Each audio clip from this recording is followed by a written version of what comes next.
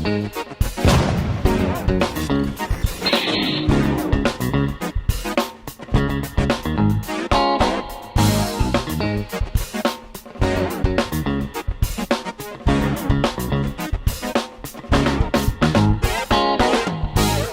everyone, welcome back to an abridged Nat Snacker's Yard, and a very frustrated Nat because the audio's gone massively tits up. I even went onto my, where have I put them, my decent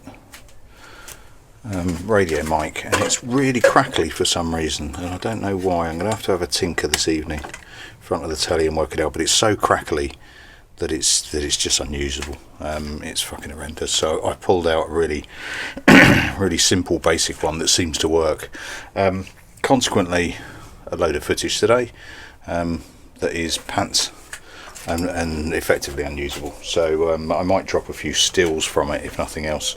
But I thought I'd update you as to where we are, mostly because I've just hit a bit of a changing point. So you'll notice the wheel's off. I did mention in my last upload, had a look at the drum brake, it's fine, there's still plenty of meat left on there. Minimum, according to the book, is 2mm, that's 3.7ish, but that's fine, not a problem. And actually I've even started tidying up the drum itself to make it look a bit better. I mean, it's shinier. I'm not after, Billy bullshit mirror stuff. I just want it better, but that's considerably better than was. It did give me the chance to get the swing arm off, and as far as the swing arm's concerned, it's relatively simple, I have to say. Two big fuck off bolts hidden under the covers, which themselves could probably do with a quick belt through the old polisher. A left and a right, weirdly enough. The left has a bolt around it and the adjuster in it, and then that was a bit tighter than should have been, but it was fine. This one was weirdly a little bit loose, but not a lot of play in it. No play in it, so absolutely fine. At which point I then cracked on and removed it, and having a look at it, and I'll drop some video in from the previous one, possibly in a little pop-up. As I was cleaning it through, I noticed rust on it and thought, yeah, that's not great. I didn't think that was terminal, but that's not great. What I then did was separated the two halves. So you've got the drive, it's the final drive, i.e. Rattling through, and then I can't remember what they call that, the bevel gear assembly. So the actual gubbins, the sealed oiled unit. So I've drained the oil out of it. The oil was fine, absolutely fine, and I don't intend to fuck around with this too much. Now, I used the analogy when I was filming, actually. For those that have had knee ops will get this. Your knee, your physical knee, is a sealed unit. There's no blood flow through it. So if you get an injury, it's not going to heal.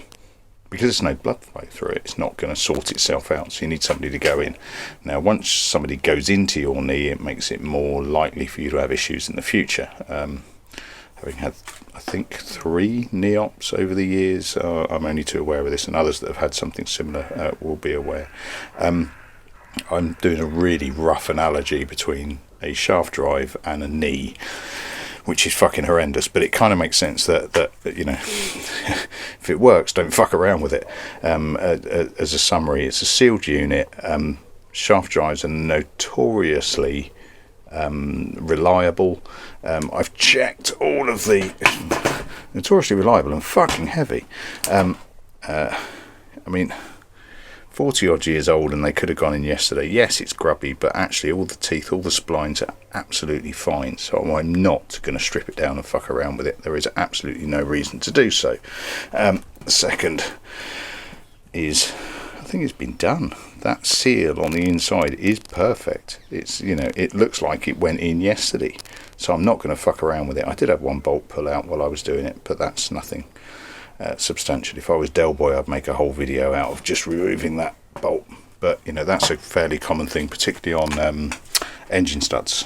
But that's the one, it just pulled the whole thing out. So I'll sort that out at a later date. Try and keep the washer with it, because I'm anal like that. Looking at the actual swing arm itself, stripped it all down, looks grand. No great shakes, no great issues, apart from that one. And like I say, I'll drop in a picture or an upload of how it presented to start with before I started digging into it, and I'll drop it in the corner somewhere here probably.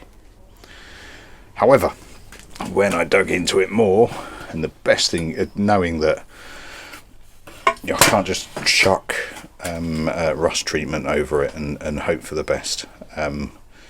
This is about as load bearing as you can get. Now, bearing in mind that's power driven,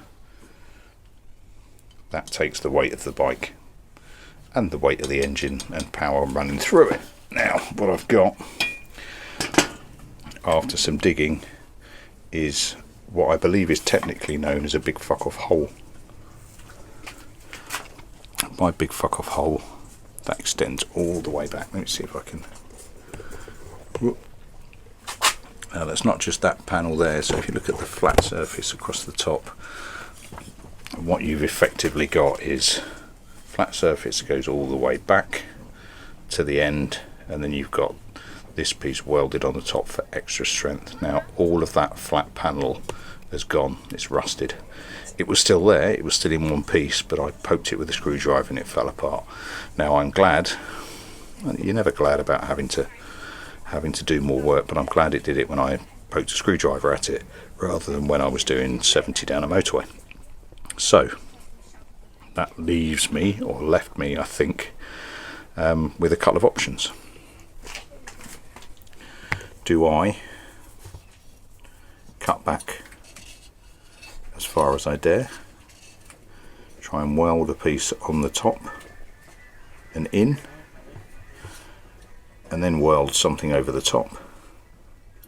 Or do I, and bearing in mind you've seen my welding, if you've watched this channel to any degree, oops, that's the middle section I keep firing out every time I move anything. Yeah, those that have watched any bit of this channel will know what my welding's like. I'm quite likely not up to that. Particularly when it is a safety critical element. I don't mind fucking around welding, trying to sort out a seat panel or whatever, because the worst thing that's going to happen is the welding's going to pop and it's going to break and it's going to look stupid. And it might crack paint. On a swing arm, I don't think, please, by all means, this is a learning experience for me as much as it is for any of you. I don't think I want to fuck around with that. Now, it is a massive shame because this is in really good nick. Apart from that, light rust everywhere else that burnt off with a little bit of a angle grinding action. Oh, let me just grab it. So, one of those fleece pads just took all of it off. And actually, under surface rust, it's fine. However, that's a fairly, load bearing and critical point. So what? Well, when I was uploading, I was asking opinions as to what people thought I should do. I then had to run out and do dad stuff and take people to this, that and the other, and birthday parties and escape rooms, and shell out a fortune at Pizza Express. And while I was there, I thought, nah, fuck it. Looked on eBay and found a replacement for 40 quid that is in considerably better nick in terms of rusting. I don't know about the bearings on it. The bearings on this are absolutely fine, and had no give in them at all. It has also left me the issue that I'm going to have to take the main shaft out. Now, I don't have a slide hammer yet, so I'm going to have to get one.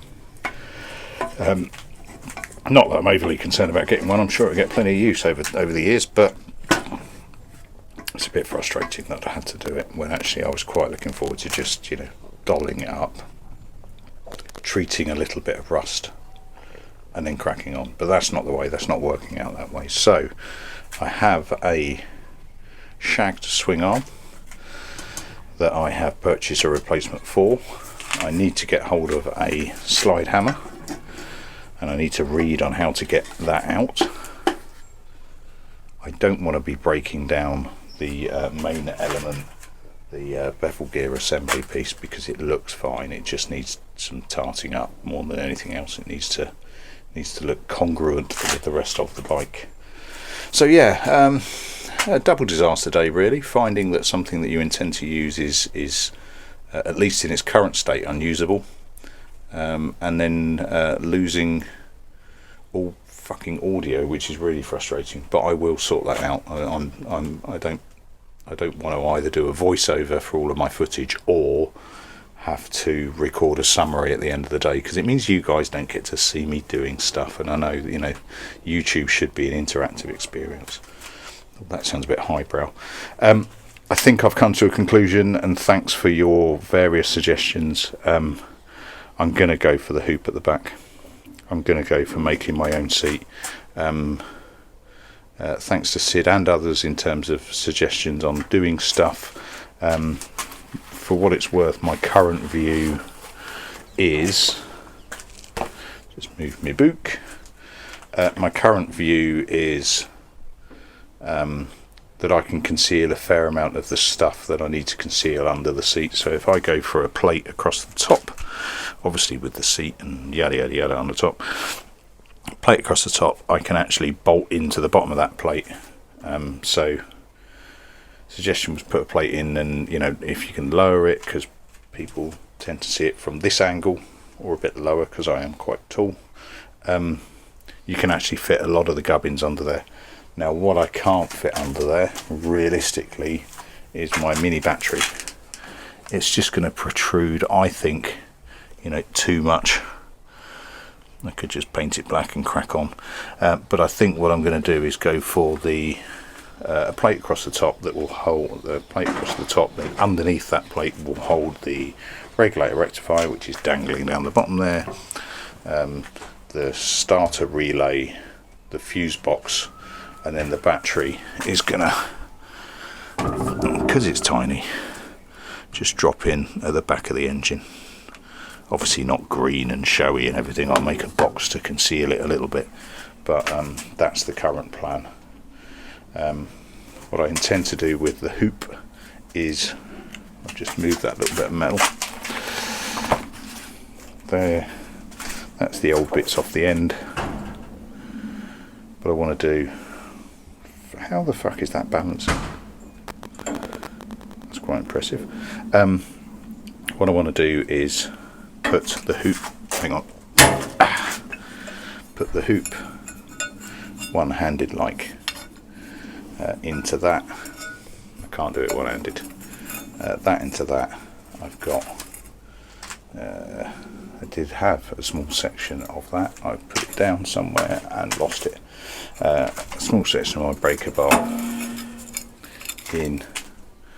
Extend that out really as far as I can. Reason being, that will take me to clearing the wheel, which will make hanging the number plate off the back considerably easier. And I'll show you my thinking.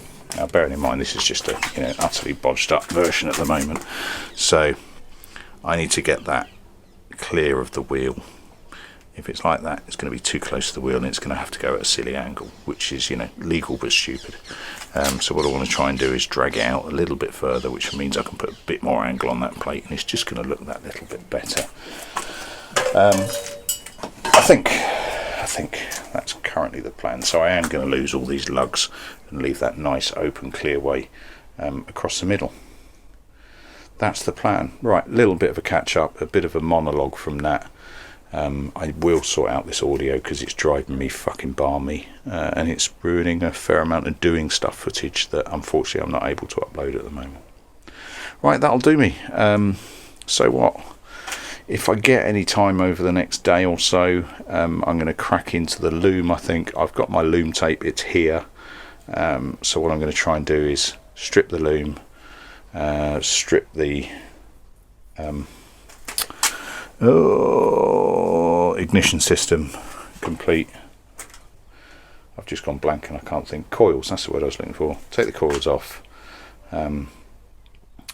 strip the loom off, remove it. That will be a throughout the week bit by bit task of just stripping the tape off of it, giving it a clean, making sure the connections are fine, checking connectivity through it, wrapping it back up with some fabric tape rather than some crappy electrician's tape, and just make that better, frankly.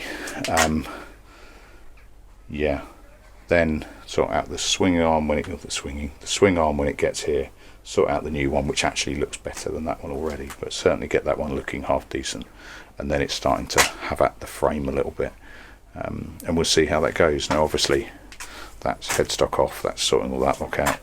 I haven't really had a decent look at the forks and everything yet, but they look okay. They certainly weren't leaking, but I don't know if that's not leaking because there's no oil in it, for example. But I'm basically treating this bike like a new girlfriend, starting at the arse and working my way forwards. Right, that'll do me. Thanks very much all. I'll catch you later on. Cheers. Ta-da.